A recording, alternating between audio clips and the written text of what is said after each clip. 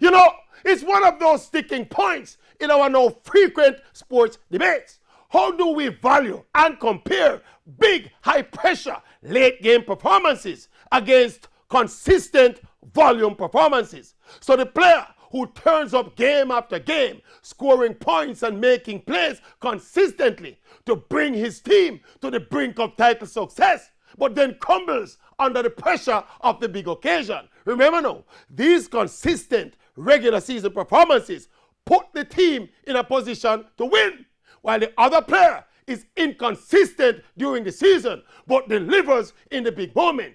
Which performance is better and which player is greater?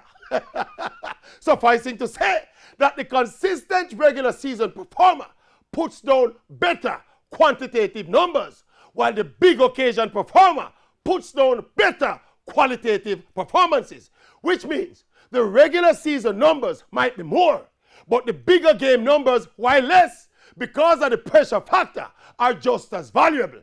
Of course, what separates the true great performers in sport is the ability to combine both the consistency and the big moment performances.